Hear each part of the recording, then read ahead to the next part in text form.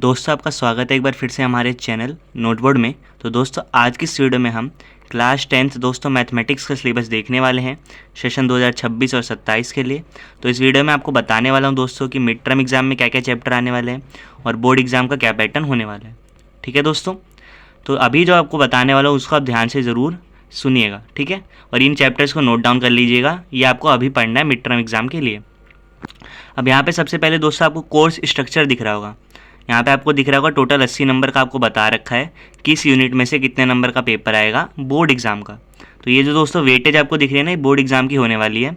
आपको पता है 80 नंबर का आपका पेपर होता है मैथ्स का और 20 नंबर होते हैं इंटरनल असेसमेंट के, ठीक है। तो टोटल 100 नंबर आपके होंगे मैथ्स के। तो इसमें यूनिट 1 जो है ना नंबर सिस्टम, उसमें से 6 नंबर का क्वेश्चन आएगा बोर्ड एग्जाम में।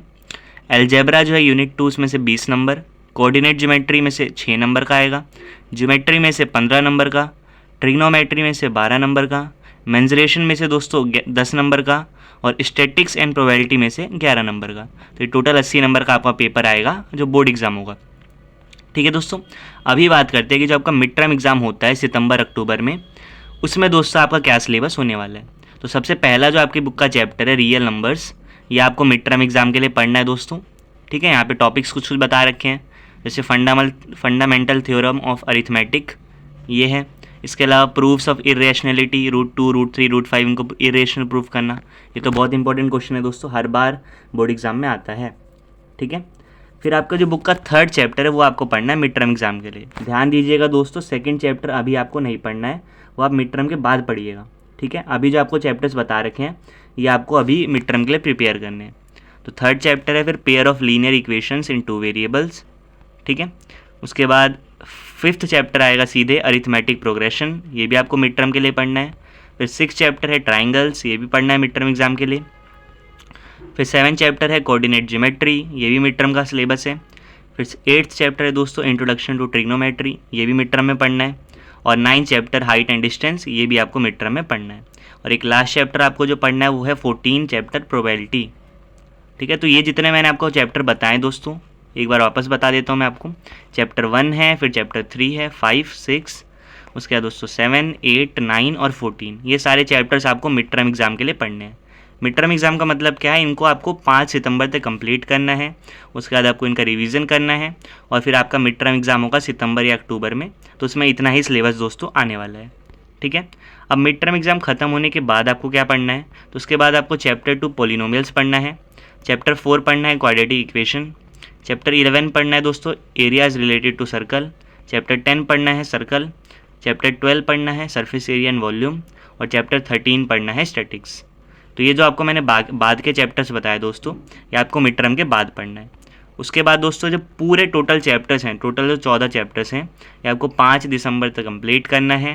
फिर आपको इसकी रिवीजन करनी है, क्योंकि आपको पता है फिर प्री बोर्ड एग्जाम होते हैं, ठीक है, दिसंबर जनवरी में। तो उसमें ये पूरा सिलेबस आने वाला है, ठीक है दोस्तों। फिर जो बोर्ड एग्जाम होगा उसमें भी कंप्लीट सिलेबस आने वाला है। तो ये दोस्तों आपका सिलेबस था मिड टर्म एग्जाम का और प्री बोर्ड और बोर्ड एग्जाम का। तो उम्मीद करता हूँ आपको समझ में आ गया होगा। अब ये पेपर का थोड़ा सा डिज़ाइन बता रखा है कैसा होगा। तो रिमेंबर और अंडरस्टैंड करने वाले, समझने वाले क्वेश्चन 43 मार्क्स के होंगे। कॉन्सेप्ट अप्लाई करने वाले 19 नंबर्स के होंगे, 19। और एनालाइज इवेल्यूएट थोड़ा क्रिएट करके कुछ सोच समझ के कई सारे फॉर्मूलों को मिक्स करके उस तरीके का यूज़ करके जो है 18 नंबर के क्वेश्चन होंगे जो आपको करने होंगे, ठीक है।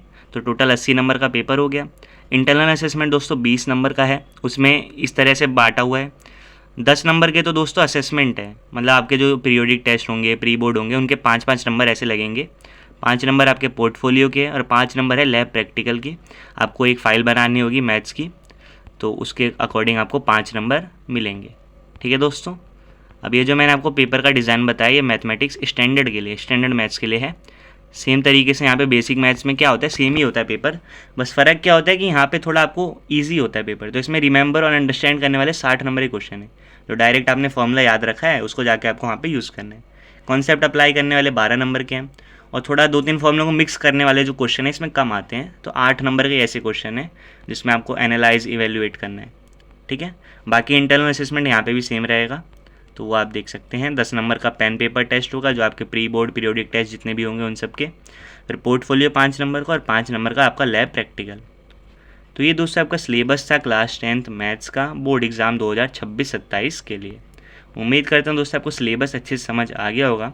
ठीक है, तो अभी आप जो मिड टर्म के सिलेबस है ना, पहले उसको कंप्लीट करने में फोकस कीजिए और धीरे धीरे आप करके बाकी अपना पूरा सिलेबस कंप्लीट कर लीजिएगा। और ये वेटेज जो आपको यहाँ पे दिख रही है दोस्तों, इसको ध्यान जरूर रखिएगा। इससे आपको आइडिया लग रहा होगा कि कौन सा चैप्टर सबसे इंपॉर्टेंट है, ज़्यादा नंबर का आने वाला है। तो जो ज़्यादा नंबर का आ रहा है उसको आपको प्रैक्टिस भी ज़्यादा करनी पड़ेगी। ठीक है दोस्तों, तो चैनल पे नए हैं तो सब्सक्राइब जरूर कर लीजिएगा। अभी हमने लास्ट जो वीडियो डाली थी उसमें आपको हमने हिंदी का सिलेबस बताया था क्लास 10th का।